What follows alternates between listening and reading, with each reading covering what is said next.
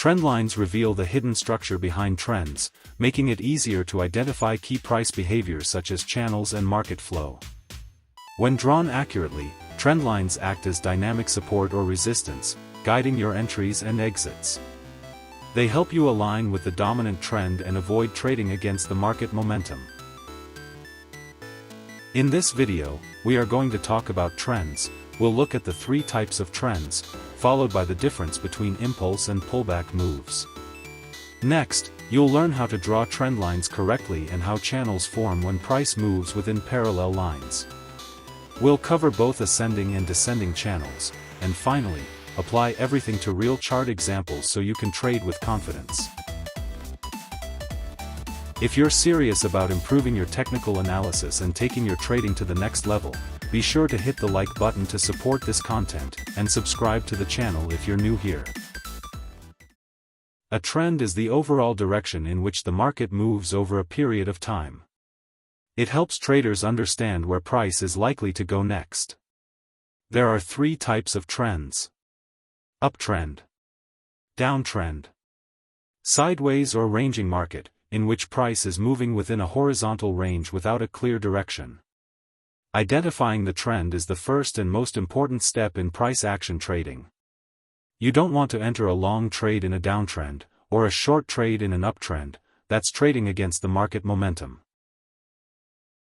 Each trend consists of two phases: impulse move, strong directional move in the trend's direction; pullback or retracement, a temporary counter-trend movement where price takes a breather before continuing in the trend's direction. These phases are the heartbeat of every market cycle. In an uptrend, the structure is made up of higher highs and higher lows. A new higher high forms when the price breaks above the previous higher high. A trend line is a dynamic support or resistance line that connects swing lows in an uptrend and swing highs in a downtrend. To draw a trend line in uptrend, connect at least two higher lows using a straight line. The more times price touches the trend line without breaking it, the stronger it becomes. However, never force a trend line to fit the market. Let the market show you where the points align naturally. An ascending channel forms when price moves between a trend line on the lower side and a parallel line on the upper side. The lower trend line connects the higher lows, and the upper trend line connects the higher highs. This structure reflects a strong bullish market, where price consistently moves upward while respecting a range. In a downtrend, the structure is made up of lower lows and lower highs. A new lower low forms when the price breaks the previous lower low. A descending channel forms when price moves between a trend line on the upper side and a parallel line on the lower side. The upper trend line connects the lower highs. The lower trend line connects the lower lows. This structure reflects a steady bearish market. Traders often sell at the top boundary and target the bottom boundary. Now that you understand trends, trend lines, and channels, let's apply this to a real chart example. As you can see, the market is forming higher lows and higher highs, confirming an uptrend. First, connect the higher lows to draw your lower trend line. Then, connect the higher highs to form the upper trend line, completing the ascending channel.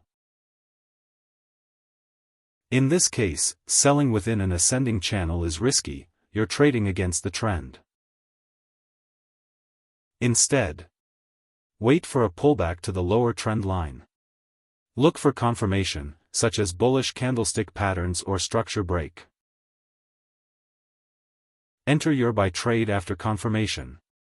Place your stop loss just below the confirmation candle's low. Set your take profit near the upper trend line. Remember, the trend is your friend. Until it ends, always use confirmation signals, like candlestick patterns or shifts in market structure, before entering a trade. Don't rely solely on trend lines or channels. Use them as part of a complete trading strategy. If you found this video helpful, don't forget to like, subscribe, and hit that bell icon so you never miss our next video.